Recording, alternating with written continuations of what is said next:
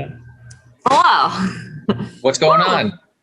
Not a lot. My scenery is really nice because there is unfinished shed, like a top Nice. shed. This is where my husband works. And one of the children is asleep in the house. I can't be in the house because I'll wake him up. Oh man, it's been the last couple hours. It's been the last 3 months. Oh, I made it on time. Thank you for making time. I'm stoked. I'm just stoked I'm not late. It was a poopy. Oh yeah. How's it going? Hey, it's going all right. Yeah. Like I said, thank you so much for doing this. Can you let me know?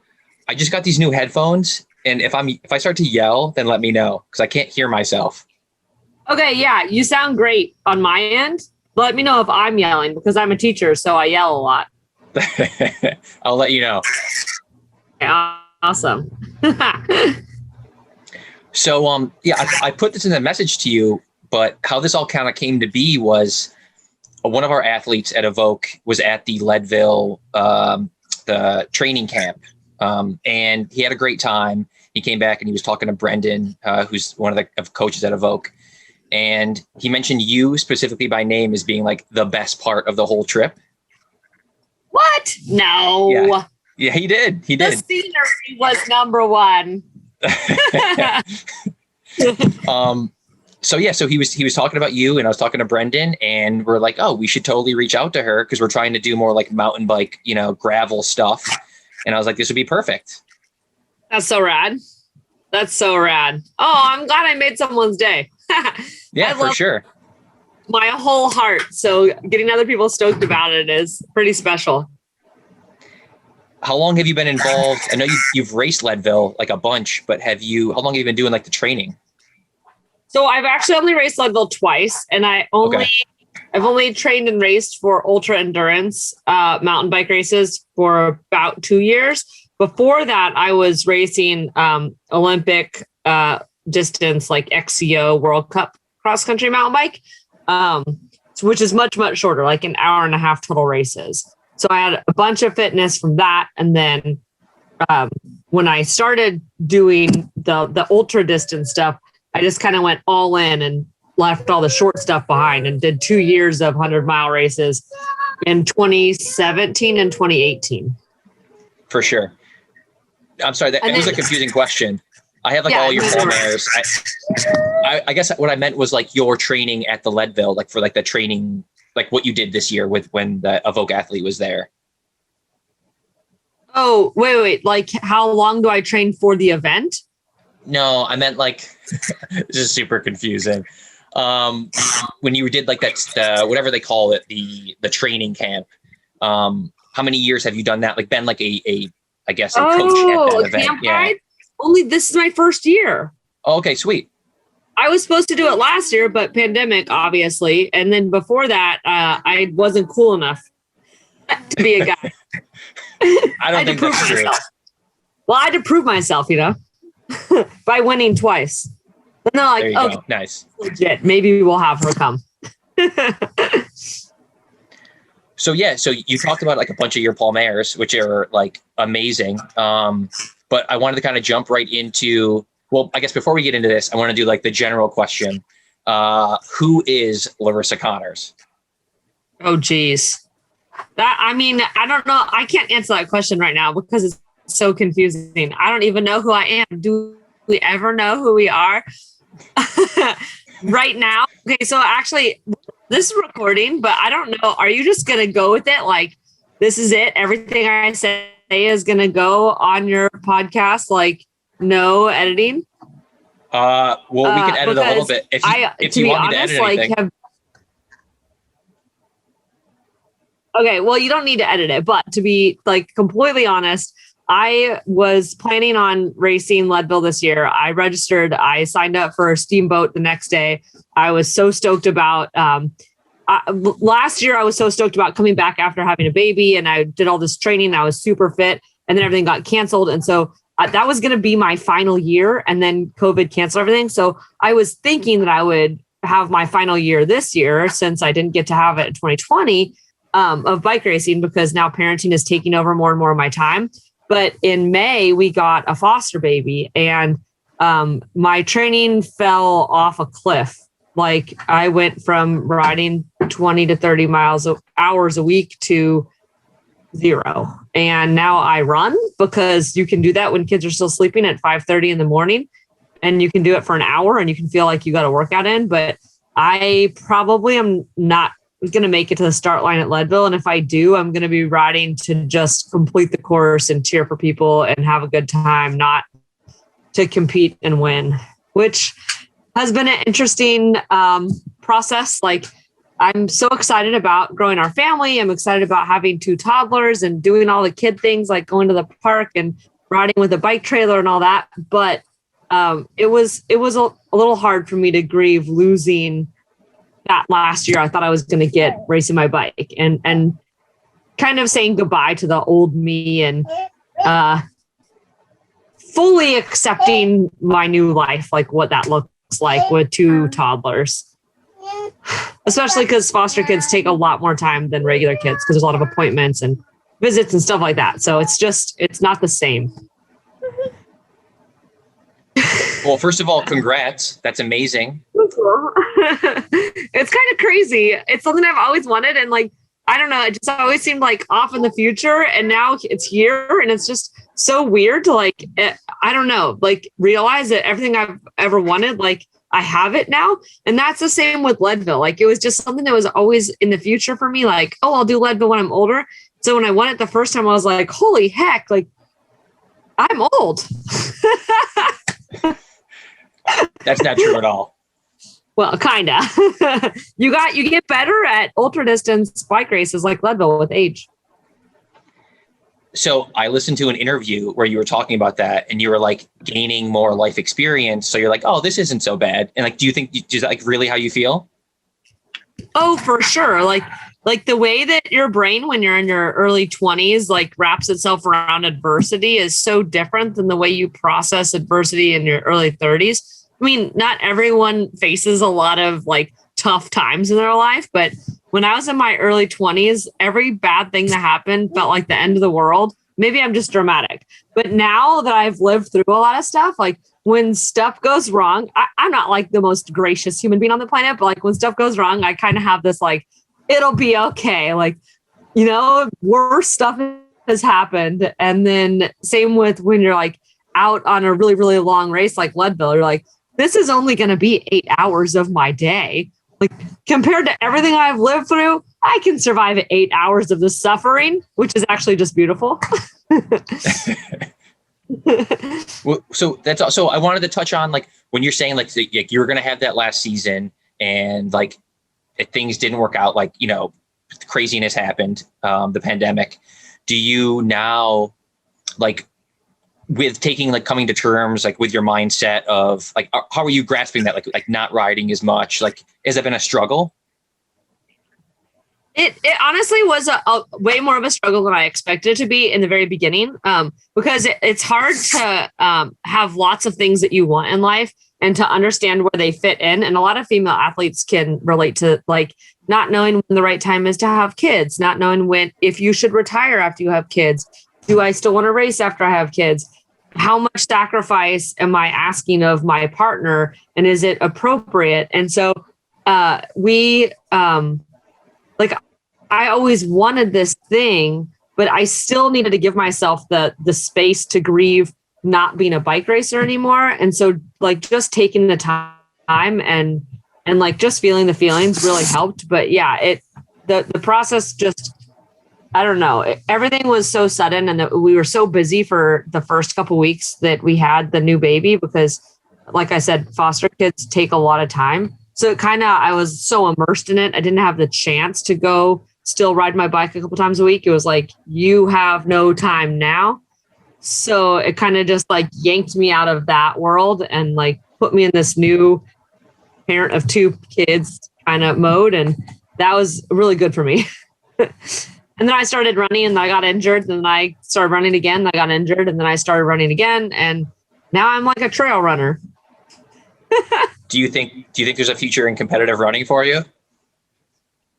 People keep asking me if I'm gonna be an ultra runner, if I'm gonna run the Leadville 100, which I like honestly kind of want to do. A friend texted me today, "You're gonna be in the Olympic marathon trials in 2024, aren't you?"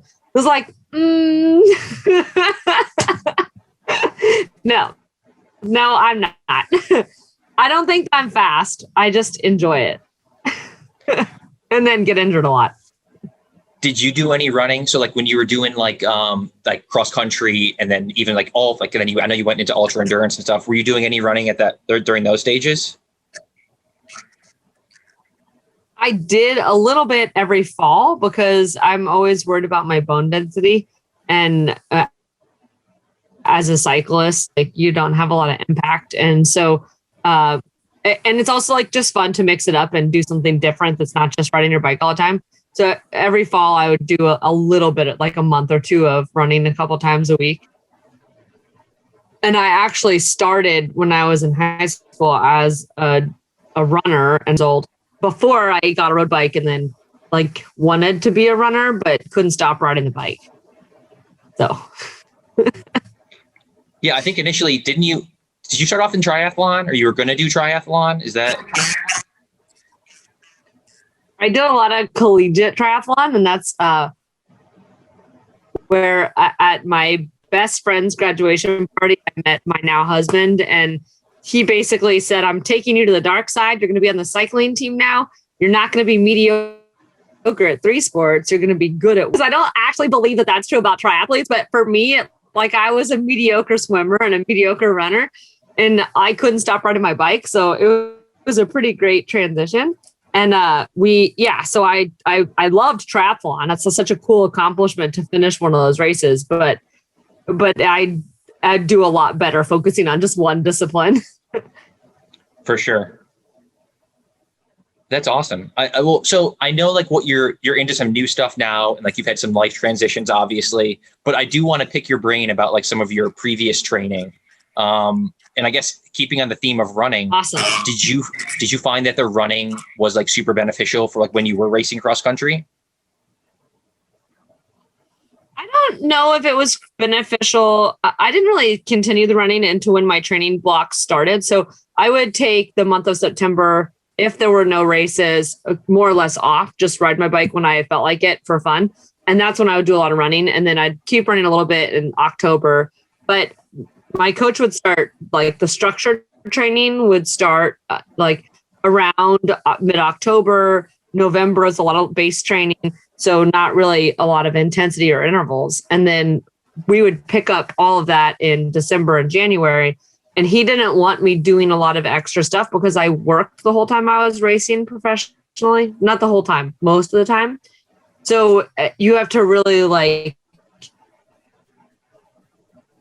pick and choose where you're going to use your energy. And I tend to try to do everything and working and running and riding. I was just never recovering. So I really had to like lay off the running when I was doing actual training, just so I could make sure I was recovering enough. No, for sure. That makes total sense. Yeah. What about when you said like when you picked it up in like December, January, I'm curious as to like riding at the level of cross country that you were at, what did like a typical training week look like? And I guess like specifically what I'm getting at is what I'm always curious about is how much of it was like on the mountain bike, how much was on the road, stuff like that. What was like, and were you going based on heart rate on the mountain bike or power? Like, I kind of want to get like into the nuances there. Yeah, so I had like a really unique situation because even when I started racing cross country, before I took some time off to race full time, like when I was still working, I am a high school teacher. So I would bike commute to school at 4:30 in the morning, teach for 6 hours, and then bike commute home in the afternoon. And I had power on both my mountain bike and my road bike. So there were different blocks of training have different types of intervals. So depending on the intervals I was doing, I would either do my intervals like the muscle tension style intervals, like slow cadence, shorter hill climb intervals on my road bike on my commute with my bag on my back. And that was not a problem. And then as we got into the shorter, higher intensity intervals like threshold, then I would ride home, drop my bag, switch to my mountain bike. And then I lived right next to multiple amazing fire roads. So I would just go hit whichever fire road worked best for the specific interval that my coach prescribed. So like 4 by 6 minutes, I'd go to Black Star Canyon, and it's the perfect grade. It's got shade. There's no one there. It's not like the road where, like, if you try to turn around to go downhill, you have to wait for a car. Like, mountain biking's great. You don't have to worry about getting hit by a car when you turn around. Just have to worry about the mountain lions and the rattlesnakes. That's not bad. That sounds pretty amazing. Yeah. Here on the East Coast, at least where I am in New York, yeah, we don't have the opportunity. Like, you could take your mountain bike out on the road, but there's no like long fire roads like that. That's pretty amazing. Yeah, that's hard. Yeah. Yeah, it's so situational. Like, people in different parts of the country, like, what you have to work with is so different depending on like your location. And I didn't pick where we lived based on training. We kind of just ended up in this random canyon town, and just coincidentally, it was perfect for training to be a bike racer. For sure. That's awesome.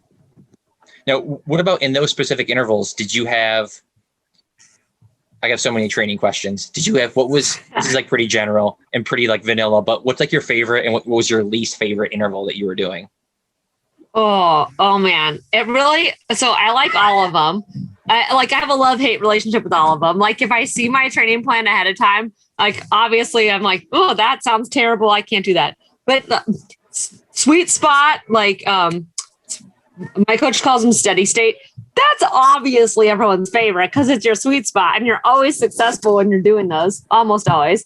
But I really like climbing repeat intervals. So the 4 by 6, the 4 by 8 minute, just like railing yourself as hard as you can go up a hill, and the power doesn't seem obtainable, but you like, there's so many of them that I've failed in my life that, I guess fail is not the right word, but then when you do actually hit the numbers on all 4 of them and you finish the last one stronger than the first, like, that sense of accomplishment, like, to me, that's as gratifying as winning a bike race. So that's my favorite because it's so hard and it feels impossible. And then you come away with it like feeling like a champion. Like, I'll be out on Black Star Canyon celebrating, like cheering for myself, and there's no one around and I'm just out there screaming, yes, I did it.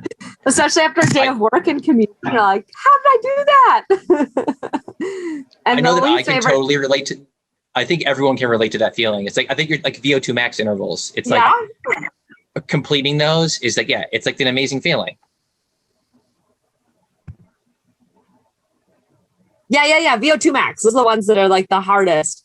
And I don't know, if you don't enjoy that part of training, I feel like you probably should find another hobby, because if you're a bike racer, no matter like amateur, professional, whatever, if you have a coach and you're looking at an event and you have a goal, if you don't celebrate each of those intervals that you do along the way, you're not enjoying the journey. And the race is just the icing on the cake. Like, it's over so fast, it's done. You have to enjoy all of it leading up to it, because that's what makes, like, I don't know, your life rich and enjoyable and fun. And that's just my 2 cents. Well, I think we're getting like into your mindset here. Like, we're getting in the inner workings of like how you work. Because I think if you're a person who really enjoys VO2 max, then doing those long endurance, like doing Leadville and the endurance series that you did, the NUE, like, you have to enjoy like being in pain, which I think you clearly do.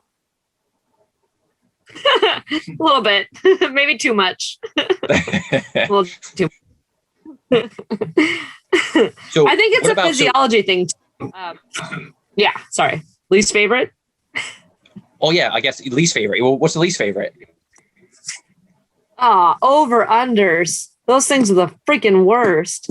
When you're like 2 minutes of VO2 and then 4 minutes of, I don't even know, threshold. And it's like, you're barely making the threshold numbers. Then you have to hit 2 full minutes of VO2 again, or like above VO2. And you're like, why does my coach hate me so much? And then he keeps telling me to do it. I'm like, I don't succeed. And he's like, okay, do them again tomorrow.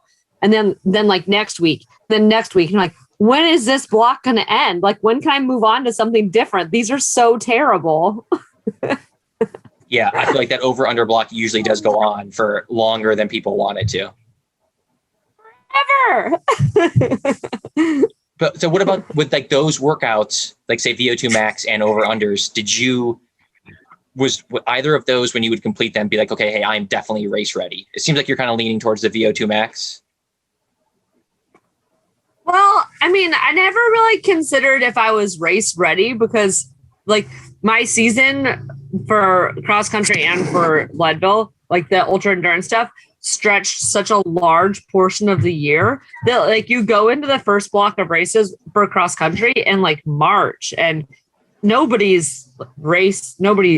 I don't know, maybe some people feel race ready in March, but it just never dawned on me that like at some point I was race ready. So, and I think I ride too much in the winter, and that came from living in Southern California. So I would come into the March races flying and I'd be placed a lot better than I did later in the year because everybody else is still building. And I'm already like up here, you can't go much up from here. But yeah, I don't think I ever really considered whether or not I felt, I don't know. It was just like always, like you're always progressing upwards, always, always, always. And so it's like, there's always more to go. No, for sure. So that's kind of like when your season is so long like that, that's hard to plan that out. Like, you don't know, like kind of when you should be going hard and like you have the coach to plan that out. Did you find yourself your coach telling you to hold it back? Like, okay, hey, this is a long season. Let's take it easy. Were there a lot of conversations like that? Yeah, he tried really hard, but he tried really hard. For the cross country distance races, he definitely did pump the brakes a couple times and like put in a rest week or rest 2 weeks in the middle of like May or June because he's like, the season's too long. It's not sustainable to be going this hard for this long. And the second year I raced Leadville, I wanted to race 600-mile races in 6 weeks, 100-mile mountain bike races at elevation in 6 weeks. And he was like, absolutely not. And I'm pretty sure he didn't want me to do the 4 that I did before Leadville. Those 4 in a row, a week off, and then Leadville. I wanted to throw in Telluride 100 and then have 6. But he was really nervous about doing 4 in a row. And Firecracker 50 was a Wednesday before the first 100-miler. So it was actually a lot of racing in a short period of time.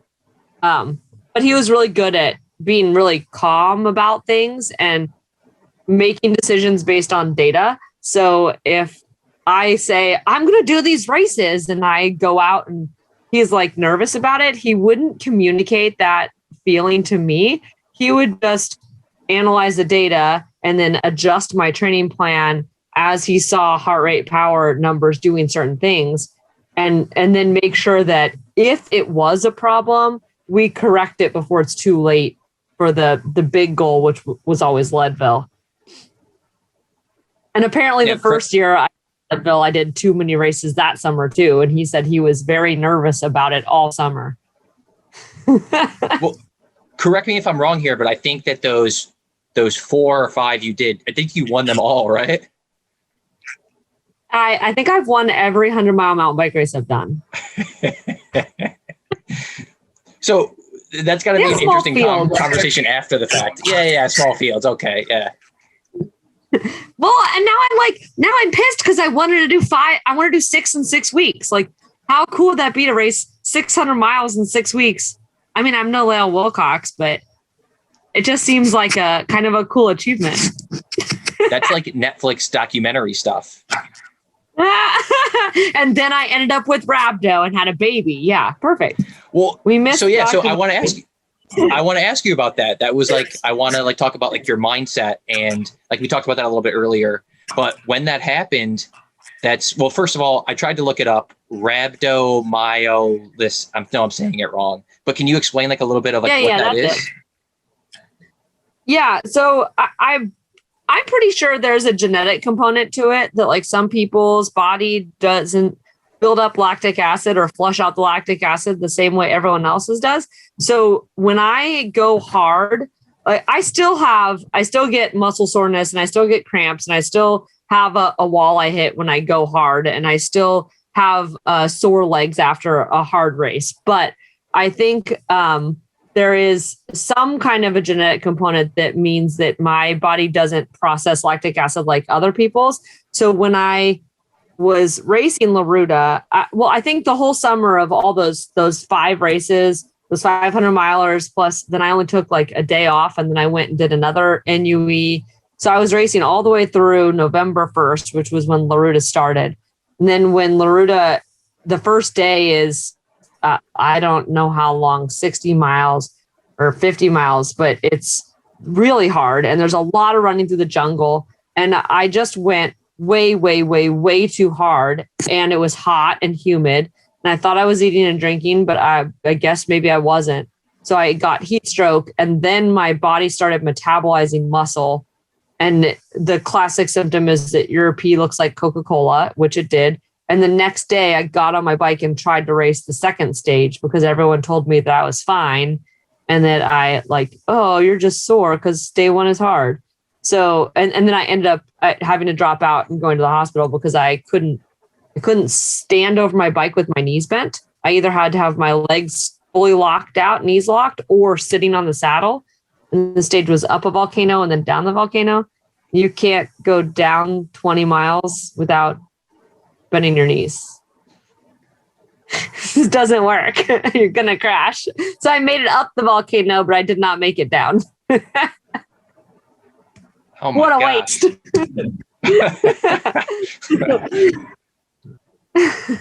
So okay.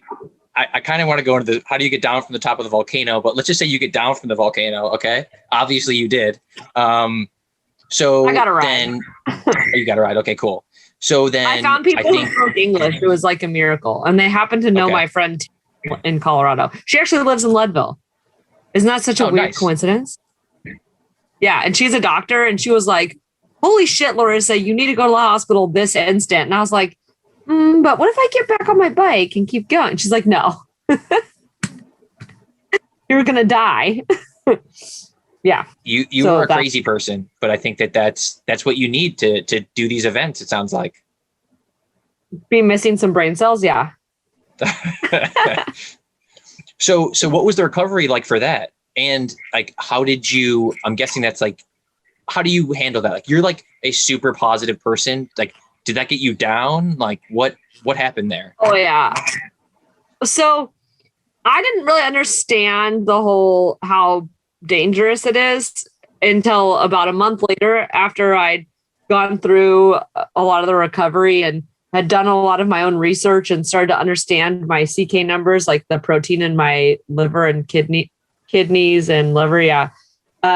I didn't really understand that I was on the brink of being on dialysis for the rest of my life.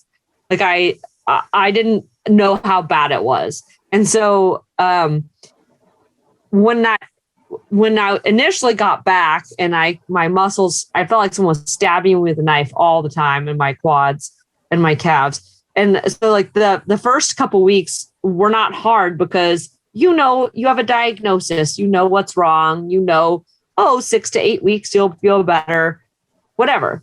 But 6 weeks came and then 8 weeks came and went and I still didn't feel better. And it actually was like really, really hard because it was a point where I thought I'll never race my bike again because I barely can commute to school, which is a 12-mile ride.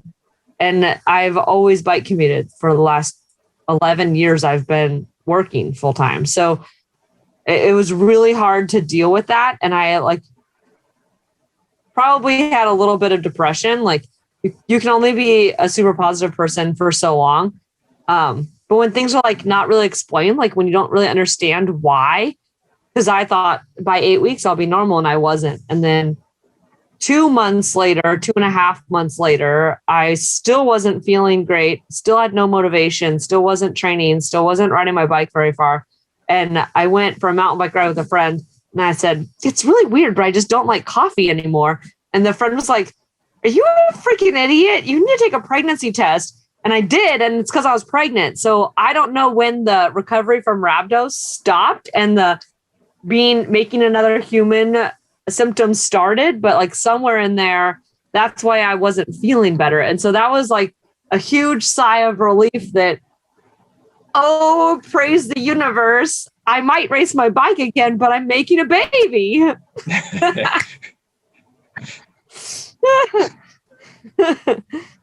That's amazing. That's like a huge emotional range. Yeah. Oh my God. Especially because like I wanted kids the last 3 years, but I like all these female athletes like didn't know when the right time was. And so I wasn't actively preventing myself from having kids. Like we pulled the goalie a long time ago, but I thought I wasn't capable because for 3 years we just didn't have a baby. And so I thought, well, I just can't. And I also, because I was racing my bike and like on the lighter side, I wasn't having a period. So I never had a period ever. So it didn't know that I had missed one. And so like, I didn't even want to take the pregnancy test because if it came back negative, then I was going to like have to deal with the fact that I wasn't recovered from the rhabdo still. So that was really hard and scary on its own. But having a baby is something we'd always wanted. So even though it meant like you're not racing bikes for at least another year, it still was like the happiest discovery. And I feel so lucky because I was really down in December. I was having a really hard time with accepting that I wouldn't race bikes again, or that my legs just weren't going to work the same. That's amazing. That's like, yeah. Sorry. So I wanted to ask, that's amazing. That's like amazing timing. And it was like totally like meant to be. But now that like you've reflected on this and looking back, so I think so many athletes can relate to that injury. I don't think people don't usually have that type of injury, you know, as long-term or as serious as yours. But now that you've reflected on it, like, can you say like kind of what you learned from that or what you would do differently or just kind of any advice there on dealing with something like that? Yeah. And this kind of goes with having the baby too, because recovering from that was kind of a big situation also. But like my mental game wasn't super strong when I was recovering from rhabdo, like when I hit that 6-week mark.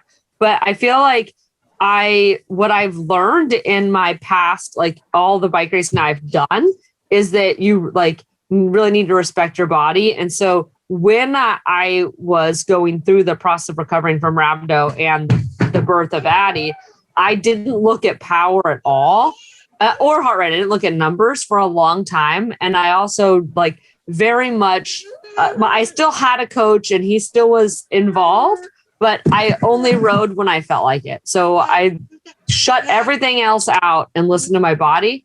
And I know a lot of women who rode their bike all the way until their baby was born and got back on 2 weeks later and were putting out the same power numbers they had before.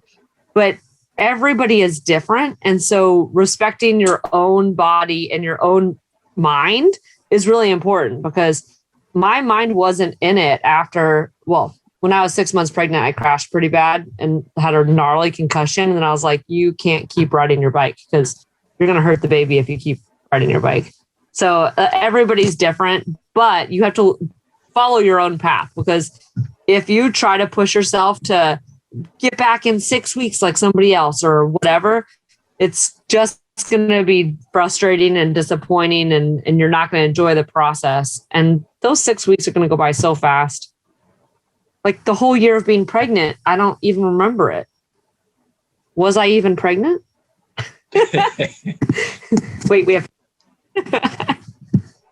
No, I think that's amazingly great advice, because I think people generally do the exact opposite of that. And they're like, I'm going to be fine in 1 week, you know? And it just doesn't work like that. I wanted to be like, I in my head, like it seemed like it'd be so cool to like get back on my bike 2 days after the baby was born. But the rhabdo, that was another way the rhabdo was a blessing, is that it took me back to square zero. And then when I found out I was pregnant, I had no fitness because of the rhabdo. And so I couldn't keep training through my pregnancy. I couldn't maintain any fitness because I didn't have any fitness to maintain. And so the pressure of seeing other people like Sonia Looney train through her pregnancy at the same time I was pregnant, like I didn't feel that pressure because I didn't have any fitness to maintain. That's sad. So let's jump ahead then a little bit. So let's say you have baby, have the baby, have kiddo. What does training look like? How do you like pick it up again? Like you're easing back into it. Like what's that process like? The timing, I feel like 90% of my life is just good luck. But the timing of the baby was also pretty phenomenal. Like I didn't plan this birth. I didn't plan any of this. But she was born a week or two after Leadville. And so basically the same kind of recovery and then build cycle I would have had after a year of racing. I had that same recovery and build cycle. Like I didn't ride my bike at all in September. And in October, I rode when I felt like it. And in November, I started doing longer rides. And on the weekend, I'd have, like a 3-hour ride that was planned by the coach. And then in December, I again started actually looking at structured training and started going back to doing the things I was doing pre-baby to get ready for a season of racing for the year of 2020. So it just, I feel like I treated the birth the same as the end of a hard season of bike racing. So the season of bike racing was making the baby. That was a strain on the body. That's pretty good. So then did you come back? Now people talk about mom and dad watts. Do you feel like you got those mom watts? Oh, I don't know. I don't think my numbers. So my coach said that they came back faster than he expected once I started training. Like I'm no Laura King. I wasn't doing long, hard rides 6 weeks after the baby was born because I needed more time. But when I did start structured training and then like start building, he said that everything came back faster than he expected. And the weight, the extra weight from carrying the baby like disappeared and was impossible to keep weight on because I was breastfeeding and training. So like in that aspect, like I was already in race weight and then already had the watts pretty early, but I don't feel like I don't know, maybe mentally I got stronger, but I don't feel like I didn't have any extra watts. I didn't see any, at least in my intervals. And there was no races that year, so I couldn't test it out. That's a bummer. I know. But what about, were you stoked to get back to like structure? Were you looking forward to like, oh, I'm going to have intervals. I'm going to have like stuff on my calendar. Was that exciting? Yes. Oh my gosh. Like, I think this is true about a lot of professional athletes. Like the structure keeps me sane. So like knowing like I have these workouts I have to do, I need to ride my bike this many times a week. Like if I just have nothing, it's like, well, I'm just going to go run 10 miles a day every day. And then I break myself. It's not good. But if someone like you need to run 3 miles today at 7:30 pace, that 3 miles turns into 10. You're like, I don't know what happened. It just kept running. Yeah, you definitely need someone to keep you in check. And I feel like especially someone who's doing ultra endurance events, like you're just going to keep going and going and going. So that's definitely, it sounds like a necessity for you and for anyone who's at the pointy end of these races.